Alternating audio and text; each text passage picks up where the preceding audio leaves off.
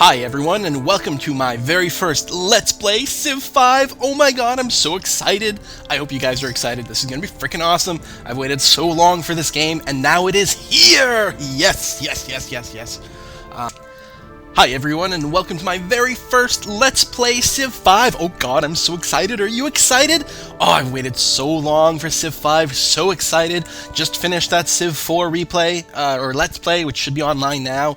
I'm so pumped to go for this. Now, I did fiddle a little with it beforehand. I wanted to make sure that the graphics were all working okay, and it's a good thing I did because they were super slow. I had to turn them down a little bit, so it won't be quite as pretty in my game as in the screenshots, but I think the important thing is that the performance is going to be there, and the awesome fun is going to be there. So yeah, I went in to test it, and then I ended up playing like all night Thursday. So I didn't actually finish the game though. The reason is I went in to test, and then at the same time, my mother-in-law, who actually lives with us, who is the biggest freaking gamer you could possibly know. It is like so freaky and so cool that she is so into gaming. She freaking runs a World of Warcraft guild. She plays like all kinds of stuff. Not so many action games so much, but like always either in WoW or she likes a lot of the city building games or the Sims or stuff like that. And she loves Civ, so I said, oh, why don't you come down? We'll click through the game a little bit. And then, yeah, like 3 hours later or something like that, we're like, oh, I should stop because I gotta do the Let's Play. So I didn't finish that game, so it is still kind of unspoiled. But I've got a little bit of a direction. I know how to play, so I think that'll make the beginning go a little bit faster. So let us set up a game. I like these screens, man. This interface, so cool. Map type, I'm gonna leave it continents. It seems very classical. I like it. Especially to start, maybe I'll explore some of the other variants later, but for now, continent sounds good. I'm going to go with a standard map size. Should be a good number of players, 8 players, 16 city-states. Good opposition, should keep it interesting. Difficulty level. The game defaulted. I just hit the play now before, and it defaults to the difficulty of Chieftain, and I was just sort of raffle stomping everything, so that's good. Even though I'm not familiar with the game mechanics in this game so much, clearly I'm going to do okay. So I'm going to go up to Prince. Prince is the normal difficulty. Anything below Prince, the player, like myself, I would get a bonus to, I don't know, production and research and all that stuff. And anything above Prince, the computer gets it.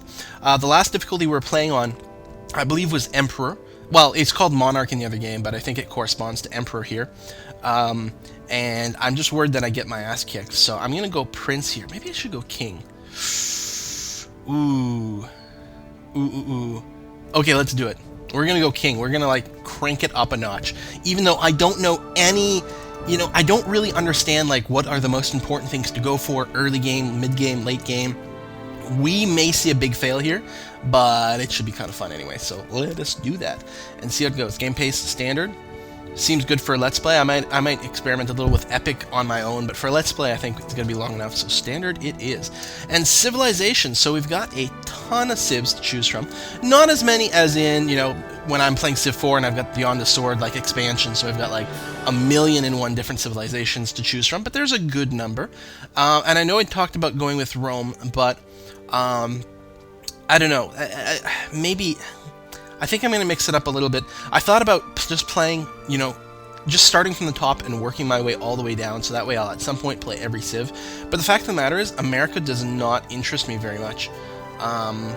Just, I don't know, thematically, just because I like the ancient civilizations. They seem much more appropriate for these games, because you start in 4000 BC. America was not around in 4000 BC. Some of these others weren't either in name, but it sort of works. Like England, it wasn't really. England, not really. But 4,000 years ago, you had some of the very early Celtic civilizations and this and that. Like ancient America would be playing as the Iroquois, which is an option because that's what I was playing as in the little demo game. So, I don't know. I'll get to them eventually, but it just doesn't do anything for me. So, I like the idea of going through one at a time, but maybe rather than start from the top, I thought, why not start... Ooh! Nebuchadnezzar II from Babylon, which I believe is the bonus Civ you get from pre-ordering on Steam. There's a bunch of different bonuses out there, and this is what I got from ordering on Steam. I thought, that's kind of cool. What's his ability? Receives a free Great Scientist when you discover writing. Oh my god, that's so amazing. Plus, earn Great Scientist at double the usual rate. Okay. Holy crap, that sounds unbelievably powerful. I love it. His unique unit is a bowman, which I think replaces the archer, so presumably a more powerful ranged unit. I like that, sounds good. Walls of Babylon, have no idea what that is. But yes, I am going to play with Nebuchadnezzar. Look at this, Babylon, awesome. So I'm going to hit start game, and we should get a voiceover giving us a backstory about Babylon. And I hope you can hear it. The blessings of heaven be upon you, O great Nebuchadnezzar, father of mighty and ancient Babylon. Young was the world when Sargon built Babylon some 5,000 years ago. Long did it grow and prosper, gaining its first empire in the 18th century BC under godlike Hammurabi, the giver of law. Although conquered by the Kassites and then by the Assyrians, Babylon endured, emerging phoenix-like from its ashes of destruction and regaining its independence despite its many enemies. Truly was Babylon the center of arts and learning in the ancient world. O Nebuchadnezzar, your empire endured but a short time after your death, falling to the mighty Persians and then to the Greeks, until the great city was destroyed by 141 BC. But is Babylon indeed gone forever, great Nebuchadnezzar? Your people look to you to bring the empire back to life once more. Will you accept the challenge? Will you build a civilization to stand the test of time? See, how awesome is that? And I hope you guys could hear it. Super wicked good background about the empire, the civilization you're going to play. It gives you a little bit of backstory, kind of whets your appetite for conquering. Great voice acting. And I love how it finishes with, will you build a civilization to stand the test of time? It's so awesome, because if you're an old timer like I am, you know that was written on the box for the original civilization, if I'm remembering correctly. And maybe I'm wrong, in which case I'm sure people will correct me in the comments. But I just love how that all ties together with the original Civ. So exciting. Oh, begin your journey. And let me tell you, oh, so excited. There is nothing like the first turn of a game of Civ. Nothing in the world. I mean, there's so many really, really good games out there. But if you're looking at, like, so many of the good games that I really love are amazing because they have a great story. Like Dragon Age and Mass Effect and all, like, oh, such good, amazing stories. But the first hour, like the first bit of it, you're not invested. You don't know who the characters are. You don't care about any of the NPCs. You're not invested in the world. None of it means anything to you yet. Plus, you don't tend to have, your cool abilities sometimes take a while to unlock.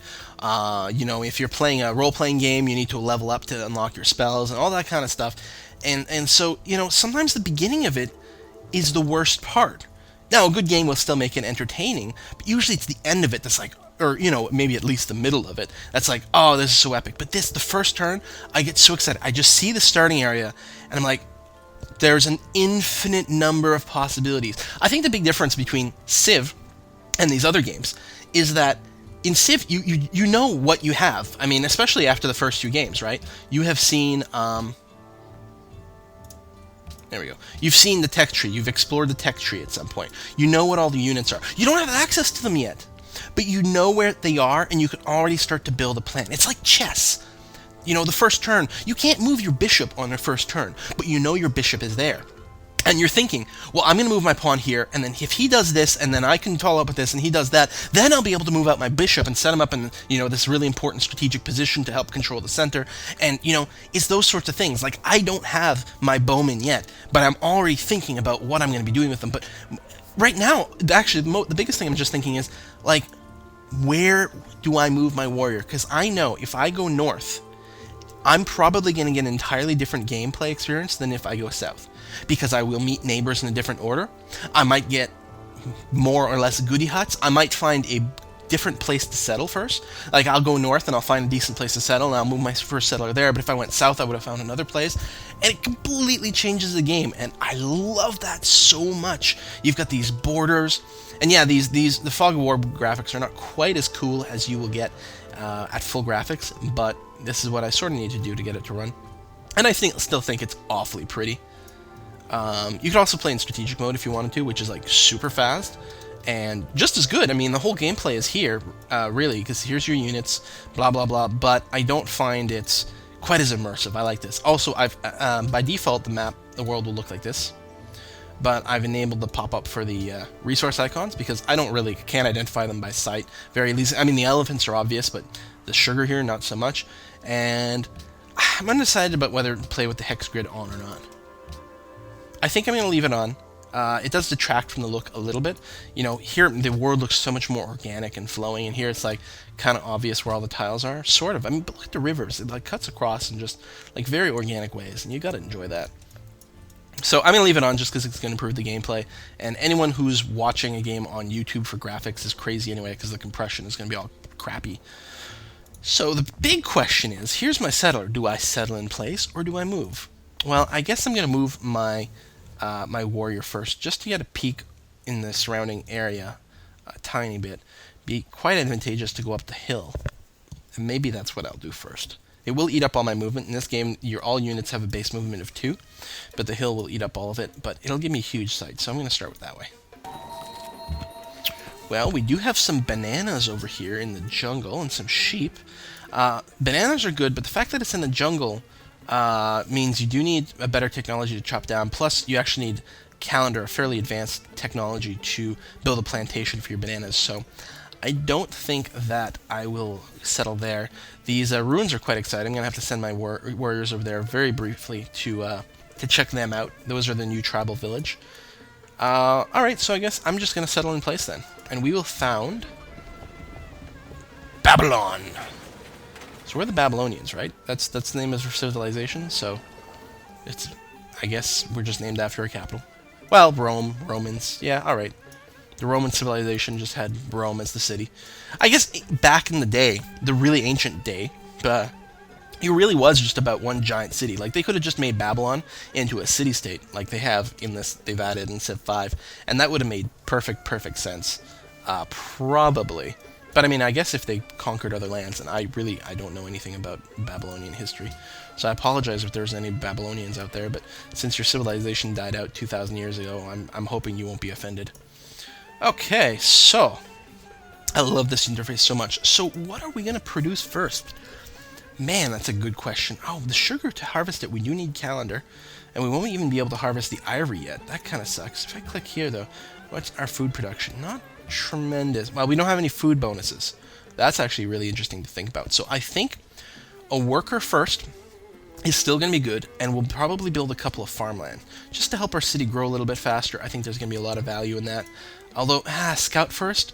Oh, maybe that's a good idea, because these ancient ruins are pretty valuable. Also, if you're the first person to meet a city-state, they give you a lot of extra money. Okay, I'll go for a scout first, and then hopefully by the time we do build a worker, we will have more technologies for them to use. Let me open up the technology tree again so we can take a peek at it.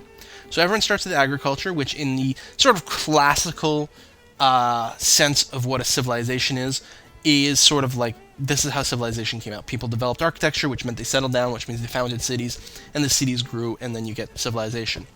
But, you know, I'm sure the Iroquois people would argue that a hunter-gatherer based society, although there was some agriculture as well, but not to the same scale, but it's still a culture, it's still a civilization. I don't know, just because Western European civilizations went and took over everything doesn't necessarily mean that they didn't have it. But we do have agriculture, which means we can build farms, which is good. Then what do we do? Well, okay. Targets include trapping, so that we can build a camp and take advantage of the elephants.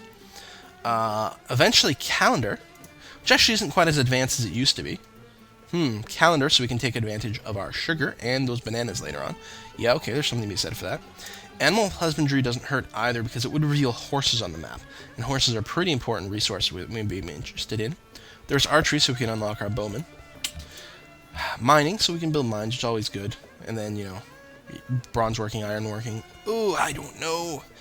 What else do we get out of calendar? Stonehenge. Oh, that's cool. Okay, you know what I'm going to do? I'm going to go trapping first because it does give us animal husbandry into trapping. I think those are all pretty valuable choices. So let's go that way and hit go. And elephants are cool, and I want elephants. Alright, so one thing to note, crossing a river always eats up all your remaining movement. So I can move 2 squares